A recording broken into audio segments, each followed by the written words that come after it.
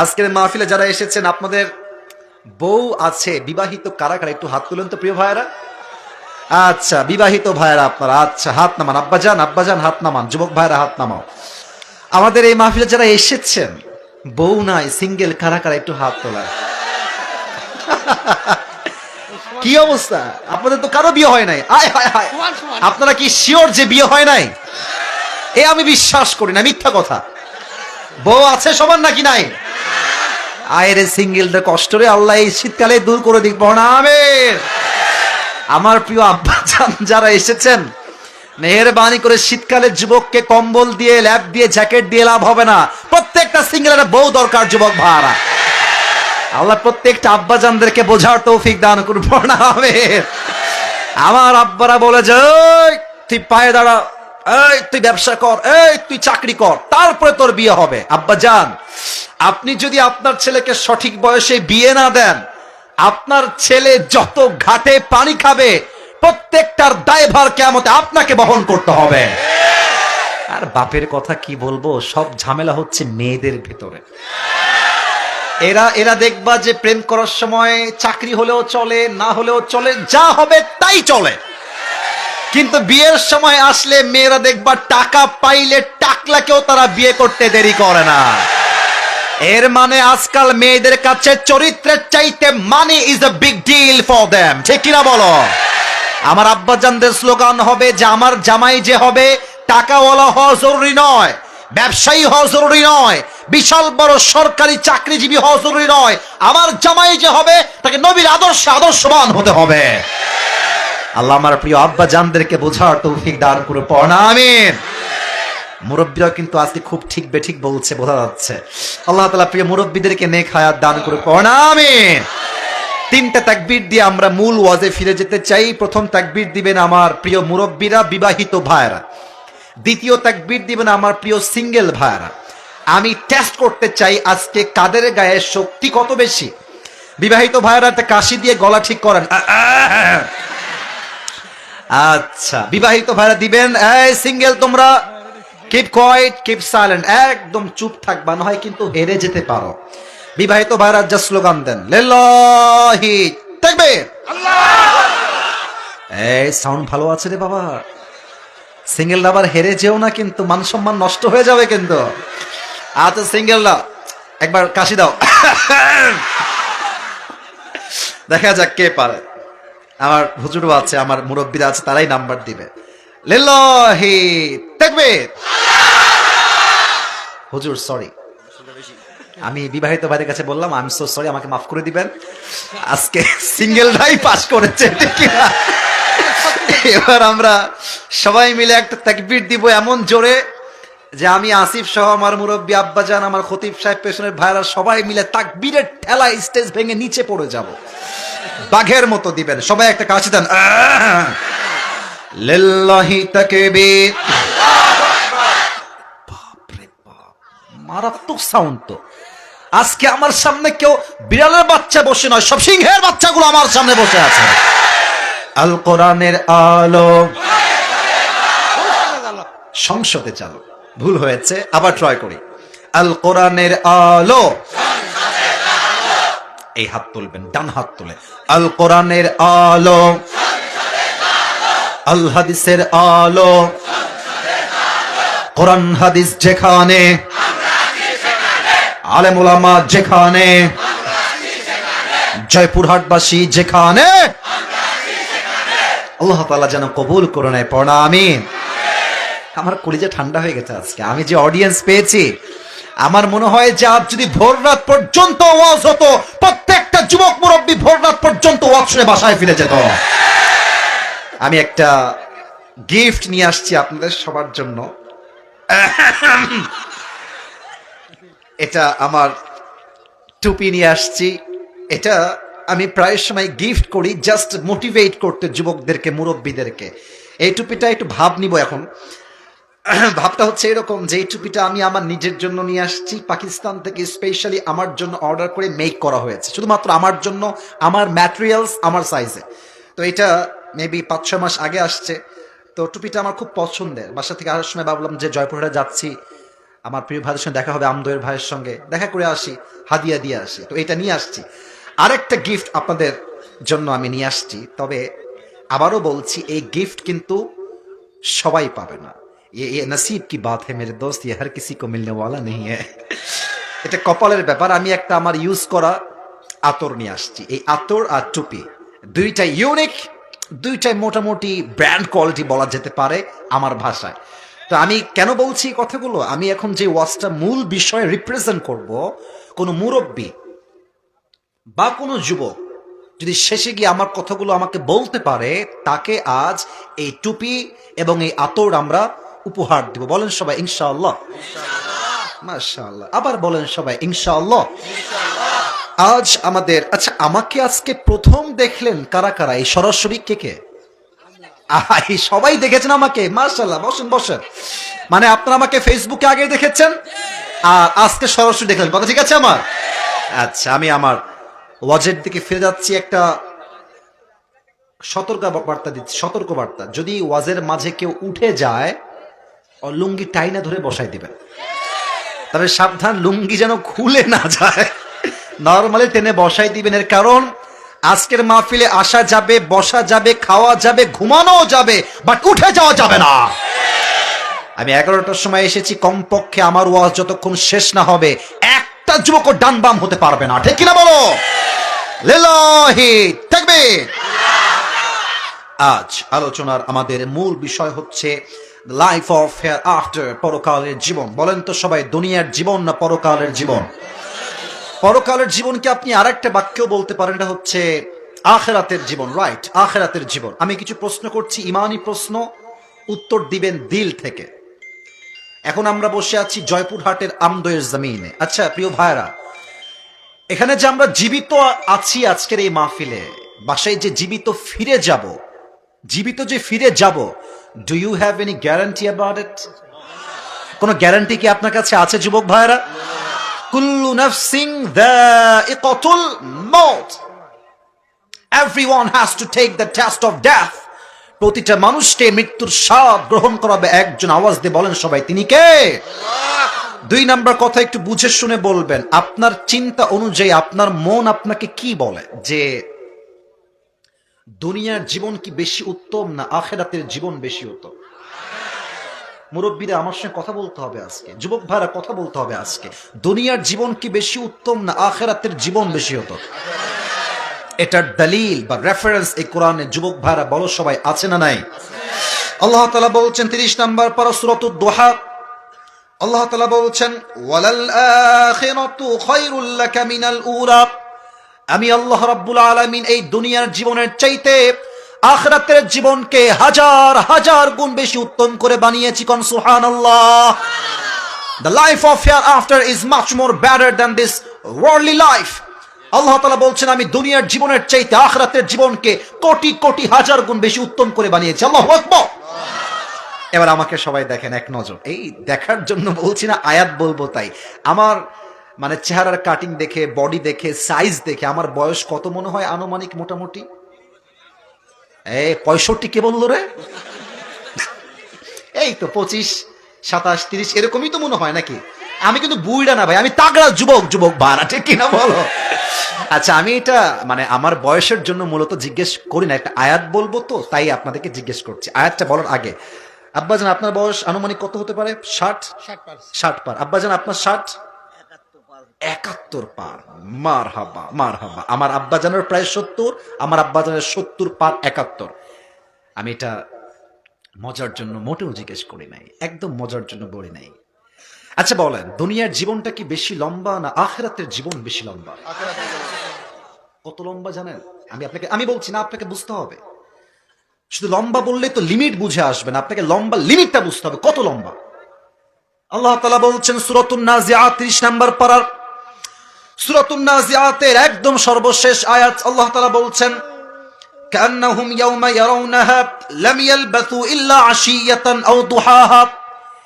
এই 80 বছরের মুরব্বী আব্বাজান যেই দিন মারা যাবে, যার বয়স 80, 70 কিংবা 100 বছর, যখন সে পরকালের জীবনটা ফেস করতে শুরু করবে, পরকালের জীবনটা এত লম্বা হবে, এত লম্বা হবে। 80 বছরের মুরব্বী ডাক দিয়ে বলবে, আল্লাহ আখিরাতের জীবন এত লম্বা? আমার কাছে তো মনে হচ্ছে 80 বছরের জীবন দুনিয়ায় ছিলাম, এটা 80 বছর নয়। পরকালের জীবনটা দেখে মনে হচ্ছে আমার পুরো হায়াতটা মাত্র একটা সকাল কিংবা একটা সন্ধ্যার সমপরিমাণ ছিল। আল্লাহু আকবার! কত লম্বা সময়! 80 বছরের হায়াত মাত্র একটা সকাল কিংবা একটা সন্ধ্যার মতো মনে হবে। এবার সবাই আপনার দুটো চোখ বন্ধ করবেন, আমি 5 সেকেন্ড গুনবো, তারপর সবাই চোখ খুলবেন। এর কারণ ওয়াজ খালি ক্যামেরা আসছে, অনেকগুলো লাইট, অনেক শ্রোতা ছিল, এটার নাম ওয়াজ নয়। ওয়াজ হচ্ছে আমি কি বুঝলাম, আমি কি মানলাম, আমার জীবন পরিবর্তন হলো কিনা, দ্যাট ইজ মোস্ট ইম্পর্টেন্ট। ঠিক কিনা বলেন? আমার কথা জাস্ট কান দিয়ে নয়, দিল দিয়ে শুনতে হবে। মুরব্বীরা, আমার যুবক ভাইরা, আমিও চোখ বন্ধ করছি, আপনারাও বন্ধ করবেন, just for 5 seconds, only 5 seconds. 5 গুনবো আমি, আসিফ নিজেই, 5 গোনা শেষ হবে, then you will open your own eyes, তারপর চোখ খুলবেন। সবাই চোখ বন্ধ করেন 5 সেকেন্ডের জন্য। 1 2 3 4 5, চোখ খুলবেন। এবার আমি যা বলি ঠিক বেঠিক বলতে হবে না, একটু বুঝে শুনবেন। আমরা এখন বসে আছি জয়পুরহাটের ছোট্ট একটা গ্রামের ছোট্ট একটা মাঠে। কাল যখন সকাল হয়ে যাবে, কেউ যাবে স্কুলে, কেউ যাবে কলেজে, কেউ যাবে তার ব্যবসায়, কেউ যাবে তার কলেজে, কেউ যাবে তার দোকানে। প্রত্যেকটা মুরব্বী যুবক যে যার জায়গায় সকাল হলেই ছুটে যাবে। আচ্ছা, এই যে জয়পুরহাটে যে রাস্তাটা আছে, মেইন রাস্তা, এখান থেকে আমরা যাই নওগাঁ, এদিকে আমরা দিনাজপুর যাই, এই যে মেইন রোড, যেটাকে বিশ্ব রোড আমরা বলি, পাকা রোড, বুঝে বলবেন, না বুঝে প্লিজ কথা বলবেন না আজকের মাহফিলে, একটু বুঝে বলবেন। বাইপাস রোডে যে গাড়িগুলো যায়, স্পিড কি কম হয় না অনেক বেশি হয়? এই যে আপনার হানিফ বাস যেগুলো আছে, এগুলো তো মনে হয় 110-20-এ চলে, তাই না? আমার মনে হয় কি জান, ওর এই স্পিডে যদি কেউ সামনে ঠাস করে এসে যায়, একদম পিষে যাবে, 1 সেকেন্ডে, মুহূর্তেই নাই হয়ে যাবে। আমি যা বলি বুঝে শুনবেন। কাল সকালে আপনি যাবেন নওগাঁয় বা জয়পুরহাটের মেইন শহরে। আমি একটু বোঝাবার সাথে আমার হাত দেখাচ্ছি, আমার হাতের ইঙ্গিতগুলো একটু বুঝে বুঝে শুনবেন। এই স্পেস বা এই জায়গাটা হচ্ছে আপনার বাসার এলাকার গলি। আচ্ছা, ওই যে যুবকরা দাঁড়িয়ে আছে ডান দিকে, ওইটা হচ্ছে বিশ্ব road. Please try to understand, please pay your attention, মনোযোগ বাড়ান, কথা বুঝতে আপনার জন্য সহযোগী হবে। এটা হচ্ছে বাসার গলি, এটা হচ্ছে বিশ্ব রোড। মনে করেন বিশ্ব রোড থেকে বামেই হচ্ছে পুরা জয়পুরহাটের মেইন শহর বা সদর। আপনি জাস্ট এই ছোট্ট গলি দিয়ে উঠেই বামে যাবেন। জাস্ট যখনই আপনি বাইক নিয়ে, সিএনজি নিয়ে, অটো নিয়ে, রিক্সা নিয়ে, ভ্যান নিয়ে বিশ্ব রোডে উঠেছেন, ঠিক পেছন দিক থেকে বিশাল লম্বা একটা হানিফ বাস এসে, দেশ ট্রাভেলস এসে, গ্রিন লাইন এসে, অথবা গ্রামীণ বাস এসে এমন জোরে আপনার বাইকে, সিএনজিতে, অটোতে ধাক্কা দিয়েছে, এক ধাক্কায় মুরব্বী কিংবা যুবক 40 হাত দূরে গিয়ে পড়েছে, এমনি উড়ে গিয়ে পড়েছে। আর এই উড়ে যাওয়ার পরে এই কপালটা আছে না, এই কপালটা সোজা পিচ ঢালাও রাস্তায় ঠাস করে পড়েছে। একটা আঘাতে মুরব্বী বা যুবকের কপালটা ফেটে ফিলকি দিয়ে গল গল গল গল রক্ত বের হয়ে পুরো রাস্তা লাল হয়ে গেছে। আর জয়পুরহাটের সবাই চিৎকার দিয়ে বলছে, বাঁচাও, ধরো তাকে, বিশাল বড় একটা দুর্ঘটনা ঘটে গেছে, ধরো তাকে, খুব দ্রুত ধরো, ধরো ধরো ধরো। সবাই খুব দ্রুত আপনাকে ধরে সোজা আপনাকে নিয়ে গিয়েছে, অজ্ঞান আপনি, হুশ নাই, আপনাকে নিয়ে গেছে রাজশাহী মেডিকেল কলেজ হসপিটালে। You don't have any strange to talk with anybody, কথা বলার শক্তি নাই, চোখ বন্ধ, অজ্ঞান হয়ে গেছে। 24 ঘন্টা পর আপনি আপনার চোখ খুলেছেন যে কোথায় আসলাম। তো চোখটা খুলে দেখছেন everything is just like not clear, কেমন ঝাপসা ঝাপসা, দেখা যায় না। বাট আপনি বুঝতে পারছেন, আপনি যে বেডে শুয়ে আছেন, এই বেডের চাদরের রং হচ্ছে সাদা, আপনার কভার যেটা বালিশের কভার এটাও সাদা, যে দেওয়াল আপনার পাশে এটাও সাদা, উপরের ফ্যান সাদা, পুরো রুমটাই everything is just look like a white colour, পুরো রুমটাই সাদা আর সাদা।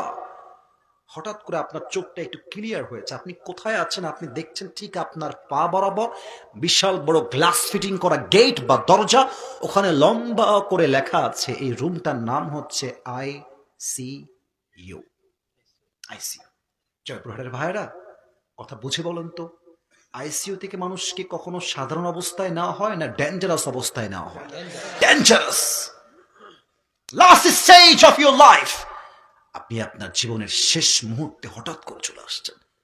এখনই ছিলেন জয়পুরহাটে, আর এখন দেখছেন আইসিইউতে শুয়ে আছেন। তখন আমরা বসে বসে একটা চিন্তা করব, কি জানেন? ভাববে যে ইস, আমি কেন সুদ খাইলাম, ইস আমি ঘুষ কেন খাইলাম, ইস আমি আমার যৌবনকালে হারাম প্রেম কেন করলাম, ইস প্রত্যেকটা মেয়ে ভাববে যে আমি আমার যৌবনকালে পর্দা করে পর্দায় আমি কেন চললাম না। ভাববে আর আফসোস করবে। হঠাৎ করে দেখবে আইসিইউ রুমের জানালার দিয়ে একজন যুবক আকাশ থেকে নেমে আসছে জমিনের দিকে।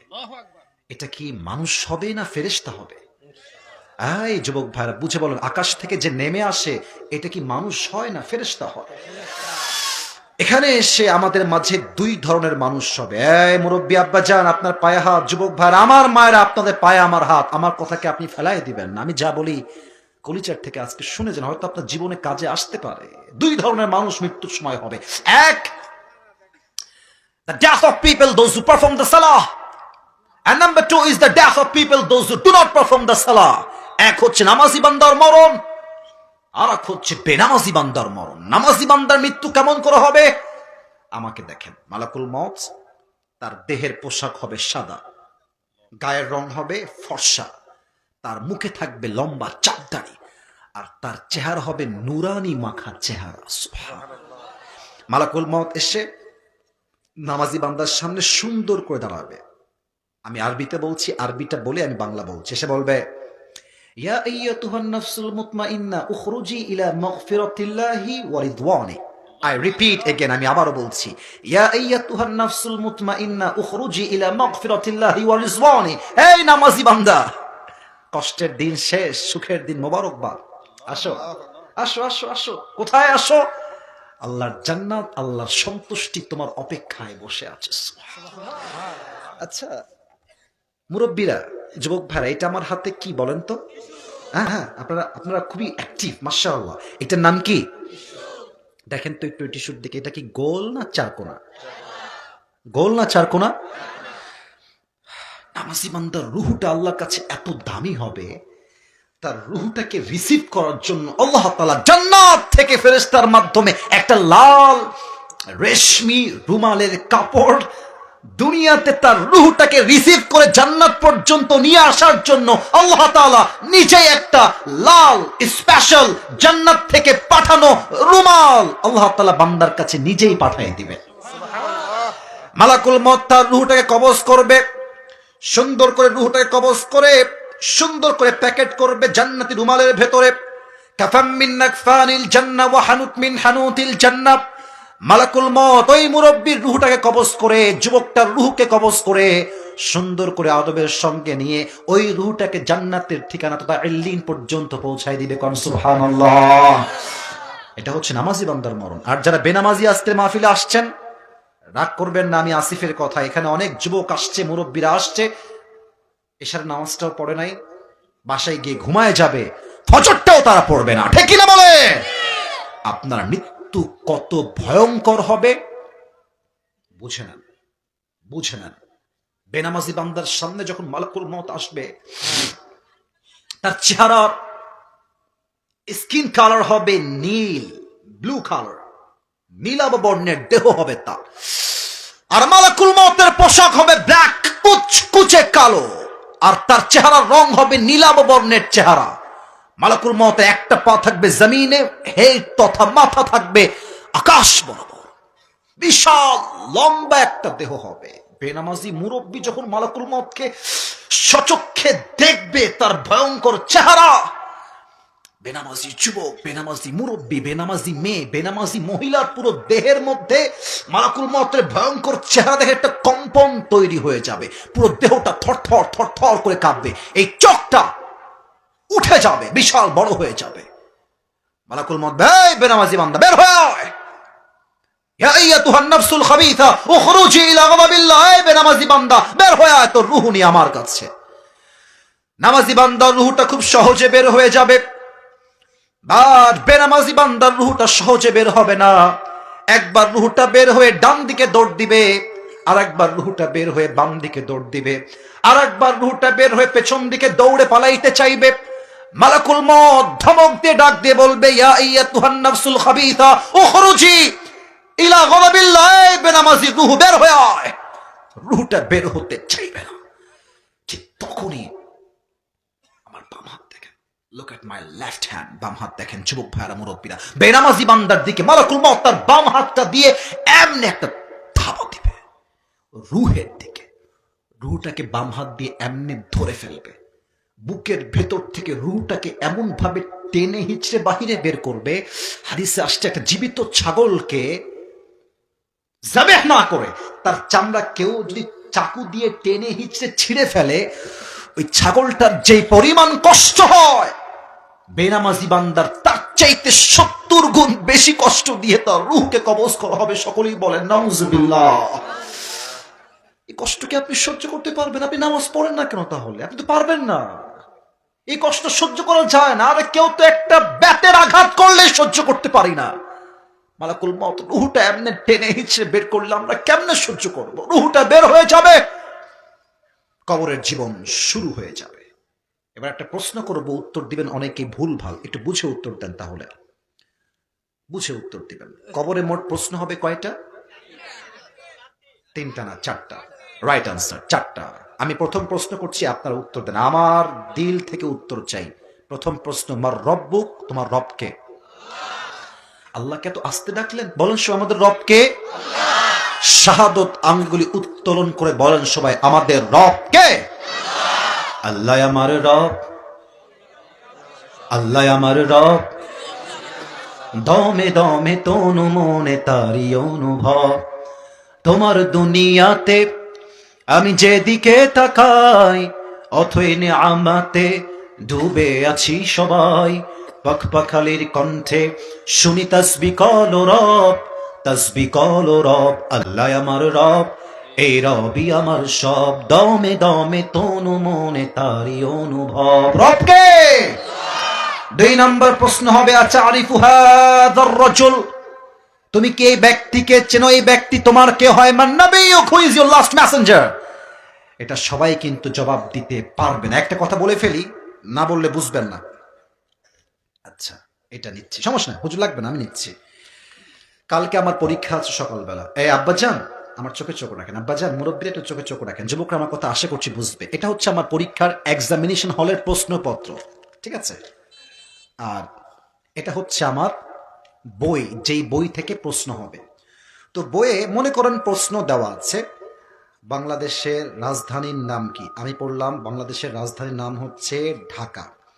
আবার এখানে প্রশ্ন আছে, নবীর শহরের নাম কি? উত্তর দেওয়া হচ্ছে মদিনা। আমি প্রশ্নগুলো পড়লাম, মুখস্থ করলাম, আগামীকাল পরীক্ষা হলে যাব, প্রশ্ন আসবে, জাস্ট ব্রেইন দিয়ে উত্তর দিয়ে দিব, উত্তর সঠিক হয়ে যাবে। এখানেই ভুল ধারণা ভাঙতে হবে। কবরের প্রশ্ন কিন্তু এমন নয় যে দুনিয়া আপনি জানলেন আর বলে দিবেন, তা নয়। কবরের প্রশ্ন ব্রেন দিয়ে হবে না। আমার খতিব সাহেব বাম পাশে বসে আছে। কবরের প্রশ্ন হবে ইমান দিয়ে। যার ইমান এবং আমল দুইটাই ঠিকঠাক ছিল, সে তার ইমানের জোর দিয়ে বলবে হাদা নবিয়ুনা মুহাম্মাদুর রাসূলুল্লাহ সাল্লাল্লাহু আলাইহি ওয়াসাল্লাম। তবে সবাই পারবে না। আমার দিকে তাকায় কম তো, আমার মুখে এই যে এই কালো লম্বা লম্বা, এটার নাম কি? আমার আব্বাজানরা বলেছেন এটার নাম কি ভাইরা? আমাকে দাড়ি রেখে কি আনস্মার্ট লাগতেছে? খ্যাত লাগতেছে? আনকোয়ালিফাইড লাগতেছে? না। অনেক মেয়ে দেখবেন দাড়ি রাখলে কথা ঠিক আছে কিনা আমাকে আগে বলতে হবে। বলবে যে দাড়িওয়ালা ছেলে পছন্দ না বিয়ের জন্য। আমার আব্বাজান বুঝে গেছে, আরে বেটা কথা হবে স্পষ্ট ভাষায়। আমরা জয়পুর হাটের ছেলে, যা বলবো মুখে মুখে, ভালোবাসলে আই লাভ ইউ, না বাসলে আই হেট ইউ, ঠিক কিনা বলো? স্পষ্ট ভাষায় বলবো আজ থেকে, শুনে না আমার থেকে। দাড়ি রেখে যেই মেয়ে আমাকে বিয়ে করতে চাইবে না, ও কিসের বিয়ে করবে না? তো আমার বউ হওয়ার যোগ্যতাই রাখে না। আর দাড়ি রেখে যেই মেয়ে আমাকে বিয়ে করতে চাইবে, নিশ্চিত সেই মেয়ে আল্লাহকে ভালোবাসে, রসুলকে ভালোবাসে, সেই মেয়ে তো আমার বউ হওয়ার যোগ্যতা রাখে। এবার বলেন তো, আমার নবীর মুখে লম্বা লম্বা চাপ দাড়ি ছিল কি ছিল না? আমার নবীর মতো সুন্দর এই তল্লাটে দ্বিতীয়টার কেউ কি হতে পারে? যাদের চেয়ে সুন্দর তুমি, নবী আমার কামলিওয়ালা, দো জাহানের বাদশাহ তুমি, প্যারা নবী সাল্লে আলা, দো জাহানের বাদশাহ তুমি, প্যারা নবী সাল্লে আলা, চাঁদের চেয়ে সুন্দর তুমি, নবী আমার কামলিওয়ালা। সুবহানাল্লাহ পড়ে সবাই। 2 নাম্বার প্রশ্ন শেষ। 3 নাম্বার, ওয়ামা দীনুক, what is the name of your religion? তোমার ধর্মের নাম কি? বলেন সবাই, ধর্মের নাম। এমনি হাত উজাড় করে বলেন, আমাদের ধর্মের নাম ইসলাম। মুসলমান হয়ে খুশি না বেজা? খুশি। ইসলাম যখন বলে ফেলবেন, এবার ফেরেশতা বলবে, আরে এ কে রে? একটা উত্তর বাঁধে না কেন? এ কে রে? তুমি কি নকল করেছো নাকি ভাই? ওমা ইলমুক। 4 নাম্বার প্রশ্ন, ওমা ইলমুক, এই তোমার জ্ঞানের উৎস কি? তুমি এত কিছু জানো কেমনে? কই থেকে জানছো? তোমার রব আল্লাহ, তোমার নবী ইনি, তোমার ধর্ম Islam. How do you know that? What is the source of your knowledge? তোমার জ্ঞানের উৎস কোথায়? বুঝে গেছেন? বলেন সবাই, এই কিতাবটার নাম। 4টা উত্তর যখন হয়ে যাবে, এবার আল্লাহ স্বয়ং নিজে ডাক দিয়ে বলবে, এই ফেরেশতা, স্টপ, স্টপ, থাম, আর কোনো প্রশ্ন হবে না। আমার বান্দাকে আর ডিস্টার্ব করিস না। আমার বান্দার কবরটাকে এই মুহূর্তে জান্নাতের বাগান বানায় দে। আমার বান্দার কবরের সঙ্গে জান্নাতের দরজা খুলে দে। আমার বান্দার কবরটাকে দুনিয়ার ঘ্রাণ দিস না, পুরো কবরটাকে জান্নাতের মেশকে আম্বরের ঘ্রাণ দ্বারা সুঘ্রাণ করে দে। সুবহানাল্লাহ। এই হচ্ছে পরকালের জীবনের প্রথম ধাপ, কবর। এবার আমরা যাব দ্বিতীয় ধাপে। কিন্তু দুঃখের বিষয় হচ্ছে, আজ কুয়াশা অনেক বেশি, ঠান্ডাও অনেক বেশি। তবে আমরা বলি, হোক না কুয়াশা, হোক না ঠান্ডা, আমরা তো কুয়াশার চাইতে কোরআনকে বেশি ভালোবাসি। আমরা তো কুয়াশার চাইতে আল্লাহ রাসূলকে বেশি ভালোবাসি, ঠিক কিনা বলে? এটা হচ্ছে আমার ওয়াজের শেষ অংশ। আমার যুবক ভাইরা যারা পুরস্কার পেতে চান বা মুরব্বীরা, এখন কথাগুলো মনোযোগ দিয়ে শুনুন। এখন যা বলবো কনস্ট্রাকটিভলি সাজিয়ে গুছিয়ে বলছি। পরকালের জীবনটাকে আল্লাহ তাআলা মোট 3 ভাগ করেছে। বলেন সবাই, কয়টা? এই যে তাকবীর দেওয়া লাগবে, মরে গেছে সবাই, একটা কাশি দেন,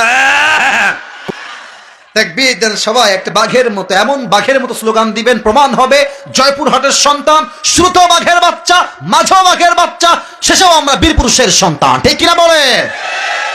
লিল্লাহি তাকবীর, মাশাআল্লাহ, লিল্লাহি তাকবীর। আল কোরআনের আলো, আল হাদিসের আলো, জয়পুরহাটবাসী যেখানে, আল্লাহ তাআলা কবুল করুন, সকলে পড়া আমিন। আচ্ছা, 1 নাম্বার চ্যাপ্টারটা কি? পরকালের জীবনের প্রথম ধাপ হচ্ছে, if you believe in life of hereafter, then you must have to believe in on the day of resurrection. যে বান্দা পরকালে বিশ্বাস করে, সেটা পরিপূর্ণ বিশ্বাস করে, আমার জীবন তো দুনিয়াতে মৃত্যুর মাধ্যমে শেষ হলো, বাট আমার জীবন আসলে শেষ নয়, আমার জীবন তো কেবলই শুরু হলো। কারণ মরে যাওয়ার পরে বান্দাকে আবার রূহ দিয়ে পুনরুত্থান দিবসে আবার জীবিত করবে একজন। আওয়াজ দিয়ে বলেন সবাই, তিনি কে? 2 নাম্বার বিশ্বাস হবে, যেই বান্দা পরকালে বিশ্বাস করবে, সেই বান্দা মন থেকে প্রাণ থেকে বিশ্বাস করবে, দুনিয়ার জমিন আমি চাই ছোট্ট আমল করি কিংবা বড় আমল করি, জাররা জাররা পরিমাণ আমলকে কিয়ামতের দিন ওজন দিবে 1 সপ্তাহ। আওয়াজ দিয়ে বলেন সবাই, তিনি কে? আপনাদের টিনের বাসা আছে কারো? এরকম কেউ কি আছেন টিনের বাসা আছে? টিনের বাসা, হ্যাঁ, হাত নামান, হাত নামান, আমার দিকে তাকান। এটা উপরে কি কাপড় বা সামিয়ানা, তাই না আব্বাজানরা? সামিয়ানা। মনে করেন এটা হচ্ছে টিনের বাসা। জয়পুরহাটের ভাইরা, কিসের বাসা? দেখবেন টিনের বাসায় রোদ যখন উঠে ভোরবেলা, টিনের ছোট্ট ছোট্ট ফুটার দিয়ে দেখবেন আলো ঢুকে, একদম দাগ হয়ে আলোটা ঘরের দিকে প্রবেশ করে। দেখেন, আলোতে দেখবেন যে কিছু ছোট্ট ছোট্ট ময়লা ধুলি কোনা দেখা যায়, ময়লা ধুলা। বলেন তো, এই আলোর যে ধুলাগুলো আছে, এটা কি চাইলে হাত দিয়ে ধরা যায়? কেন ধরা যায় না? কারণ এত ছোট যে হাতেই আসে না। আল্লাহ তাআলা বলছেন, ফামান ইয়ামাল মিথকালা যাররাতিন খায়রান ইয়ারাহ ওয়া মান Yamal মিথকালা যাররাতিন শাররান ইয়ারাহ। If anyone has done an atom's weight of good, he will see it. If anyone has done an atom's weight of bad, he will see it. জাররা জাররা, শস্যের দানা পরিমাণ ভালো আমল ওজন হবে, শস্যের দানা পরিমাণ খারাপ আমল আল্লাহ তাআলা মিজানের পাল্লায় ওজন দিবে, ঠিক কিনা বলেন? এবার একটা উত্তর করেন, ডান আমল বাম আমল, এটা ডান এটা বাম। প্রিয় ভাইরা, জান্নাতে যাওয়ার জন্য 100 আমলে কত আমলের দরকার? হ্যাঁ, রাইট আনসার। আবার সবাই বলেন 100তে লাগবে কত? 51। ডান আমল বাম আমল। আমার হাত দেখেন, আমি হাদিসটা প্র্যাকটিক্যালি বোঝাই। দুইটাকে ওজন দেওয়া হয়েছে। এই ডান আমলটা একটু একদম হালকা একটু ভারী হয়ে গেছে, আল্লাহ বলবে ফাহুয়া ফি আইশাতির রাদিয়া, আমার বান্দাকে আর হিসাব দিস না, একটু ভারী হয়েছে, ওকে এখন জান্নাতে প্রবেশ করায় দে। সুবহানাল্লাহ। না সুবহানাল্লাহ জোরে পড়তে বলো সবাই সুবহানাল্লাহ। তবে কিয়ামতের ময়দানে একজন বান্দা দাঁড়াবে, ওর আমল নামার ঝামেলা হয়ে যাবে। এটাও 50, এটাও 50, এটাও 50, এটাও 50। এবার বলেন তো, যার 50-50 হয়ে গেছে, ওর জান্নাতে যাওয়ার জন্য আর আমল লাগবে কয়টা? আরে কথা কোন ভাইরা, কয়টা? ও বলবে আরে কোন সোনামণি, সোনামণি এটাকে ধরো ধরো ধরো ধরো ধরো, আব্বা জান নাকি এটা? না যুবক না আব্বা জান, এটা দেখা যায় না তো। না না উঠা যাবে না, উঠা যাবে না। আচ্ছা রাত 12টা বেজে পার, তার মানে কি আজকে 12টার পরে আজকে ওয়াজ হবে না? 12টার পরে কি ওয়াজ জয়পুরহাটে হয় না? আমরা প্রমাণ করব আজকের তাফসীর মাহফিলে দোয়া না করে কেউ আমরা মাহফিলতে উঠে যাব না যুবক ভাড়া, ঠিক কিনা বলো? একজন উঠে গেছে আর সে বসে গেছে, মাশাআল্লাহ, আল্লাহ কবুল করুন সকলে পড়ুন আমিন। ওই বান্দা বলবে একটা আমল দরকার, আরে টেনশন না, আমার মা তো এখানেই আছে, বাপ তো এখানেই বসে আছে, আমার বাপকে বললে আমার বাবাকে একটা আমল দিয়ে দিবে। আব্বা একটা আমল লাগবে, দেন। একটা আমল দিলে এটা হাসির খোরাক একদমই নয়, এটা বড় সিরিয়াস ডেঞ্জারাস কথা। এখানে আপনার আব্বা বসে আছে, আমার আব্বা রাজশাহীতে আছে, আমার মা আছে, আমার মা আমাকে এত ভালোবাসে, এটা কোনো বলার ভাষা আমার কাছে নাই। আপনার মা আপনাকে এত এত ভালোবাসে, এটার ভাষা আপনার কাছে প্রকাশ করার নাই। আব্বা বলবে কিসের আব্বা? কে আব্বা? আমার তো দুনিয়ায় কোনো ছেলেই ছিল না, বের হয়ে যাও। কিসের একটা আমল? বের হয়ে যাও। ও তো আকাশ থেকে পড়বে, আরে আব্বা আমাকে একটা আমলের জন্য চিনতেই পারছে না, একটা আমলের জন্য। আচ্ছা আমার মা আমাকে চিনবে আজকে, আব্বা চিনে তো কি হয়েছে, আমার আম্মা আমাকে ভালোবাসে। আম্মা একটা আমল হলেই তোমার ছেলে জান্নাতি হয়ে যাবে, একটা আমল আম্মা আমাকে আজকে ভিক্ষা দাও। আম্মা বলবে তুমি কে? কিসের আম্মা? কই আম্মা? কে আম্মা? কিসের আম্মা? আমার তো দুনিয়ায় কোনো ছেলেই ছিল না, কিসের আম্মা? বের হয়ে যাও। মাথায় টনক নড়ে যাবে, মা চিনছে না আজকে জাস্ট একটা আমলের জন্য আমাকে। আমার কলিজার টুকরা বউ আমাকে আজকে চিনবে।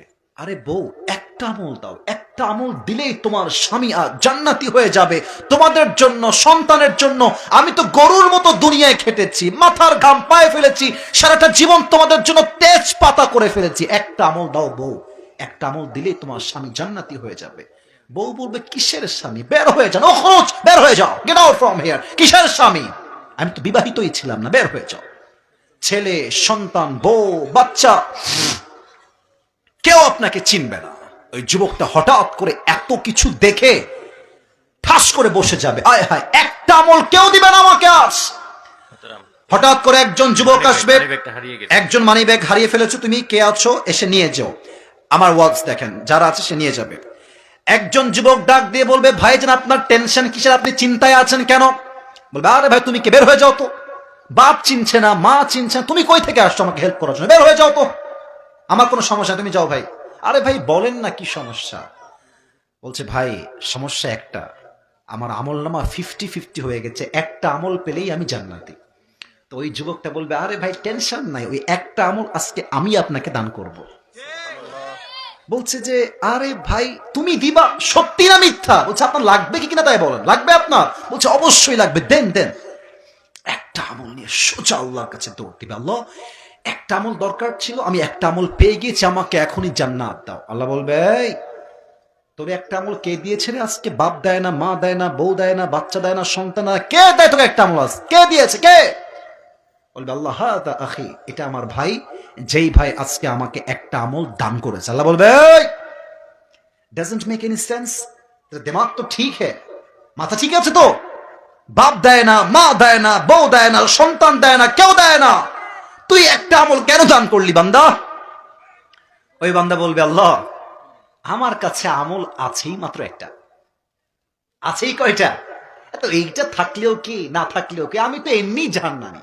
তো আমি ভাবলাম যে আমার একটা আমল দিয়ে যদি আমার ভাই জান্নাতি হয়ে যায়, দোষ কি? আমি আল্লাহর দিকে তাকায় দয়া করে মায়া করে ওই একটা আমল তাকে দান করে দিয়েছি। আল্লাহ বলবে, ও আচ্ছা আচ্ছা, তার মানে তুমি আমার চাইতে বেশি দয়াময় হতে চাও? তুমি কি আমার চাইতে বেশি মায়াময় হতে চাও? No, absolutely wrong idea. Anar Rahman, আনার রহিম, I am the most merciful, I am the most gracious, I am the most kindful Lord. আমার মতো দয়াময় মায়াময় প্রভু আর কেউ হতে পারে না। তুমি যে আজকে একটা আমল পেয়েছো, তুমি একা জান্নাতে যেও না। যে তোমাকে একটা আমল দান করেছে তাকে নিয়ে দুইজন একসঙ্গে জান্নাতে প্রবেশ করো। 100 আমল লাগবে 51। এই আমল বড় দামি জিনিস। আমাদের নেতা সাহেব যারা আছেন, আপনারা সবাই বজলুর রশিদ হুজুরের নাম শুনছেন? শুনবেন না কেন? উনি কিন্তু এদিকে খুব আসেন। আমার একটা কথা জাস্ট আমলের ক্ষেত্রে মনে পড়ে গেল, তাই বলছি, বলা যাবে না, আসছে, বুঝতে পারছি। দেখেন, আজকালকার যারা নেতা আমরা দেখেছি আগে, এরা নামাজকে নামাজের জন্য নয়, নামাজকে ভোট পাওয়ার জন্য ব্যবসা হিসেবে, হাতিয়ার হিসেবে ইউজ করে। বজলুর রশিদ বলছিলেন যে উনি একটা এলাকায় মাহফিলে গেছে, ওই মেবি টাঙ্গাইল বা বগুড়া এরকম কোনো জেলার নাম হবে, আমি ভুলে গেছি। তো ওয়াজ করছে হুজুর, রাত্রে 12টা বেজে গেছে। ওয়াজ মানুষ খুব মনোযোগ দিয়ে শুনছে, এভাবে বসে বসে। হঠাৎ করে পেছন থেকে স্লোগান দিচ্ছে, নেতা সাহেবের আগমন, শুভেচ্ছা, স্বাগতম। একেবারে সব চামচাগুলো চিল্লাচ্ছে একেবারে। নেতা সাহেব উঠে স্টেজে আসছে, ডান পাশে বসেছে। বলছে, আমাকে মাইকটা এখনই দিলে খুব ভালো হয়, আমি খুব ব্যস্ত, তো মাইকটা এখনই দিলে আমার জন্য খুব ভালো হয়। হুজুর বলছে, অন্য জেলার থেকে ওয়াজ করতে আসছি, মায়ের খাওয়ার আগে মাইক দিয়ে দেওয়াই ভালো হবে। তো মাইকটা দিয়ে দিয়েছে। এই যে হ্যান্ড মাইকটা এখানে আছে, হ্যান্ড মাইকটা ধরেই বলছে, প্রিয় ভাইয়ের আমার, নামাজ নামাজ নামাজ সারা জীবনে কোনো গতি নয়, ডায়লগ দিয়ে নেমে গেছে। এখন হুজুর ভাবছে, এর তো খবর নেওয়া লাগবে, কত ভালো নেতা। তো নেতার কিছু চামচা থাকে না? আরে ভাই, কতক্ষণ থাকে না? তো ডান পাশে এই পাশে দাঁড়াচ্ছিল, তো ওকে হুজুর ধরছে, এদিকে। তো নেতা তো খুব ভালো নামাজ পড়ে রে, কমপক্ষে তো 70-80 টাকা তাহাজ্জুদ তো অবশ্যই পড়ে। তো ছেলে খুব বদমাইশ, এদিকার ভাষা রাগ করবেন না। ছেলে হুজুর যেমনি বলছে আমি তেমনি বলা ট্রাই করছি। ছেলে হুজুর কানে কানে বলছে, হুজুর 5 ওয়াক্ত নামাজ, এর সঙ্গে 5 দিন একসঙ্গে আছি, এই শালা 1 ওয়াক্ত নামাজও পড়ে না।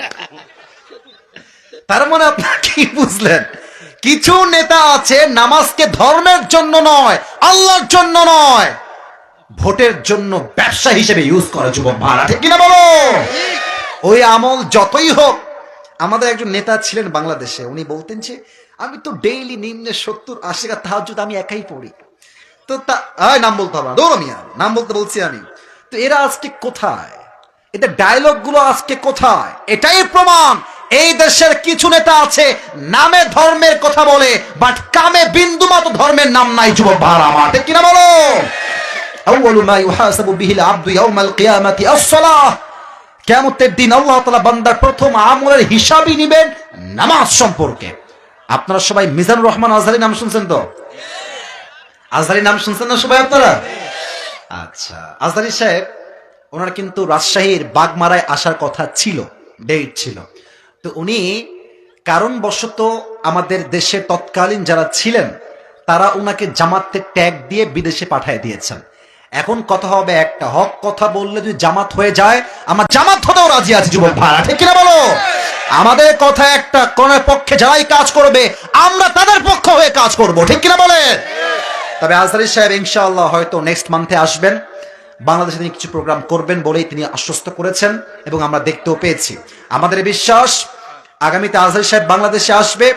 তবে একটা কথা, আমার ব্যক্তিগত চিন্তা, আপনারা রাগ করবেন না, কারণ শেষের দিকে চলে আসছি।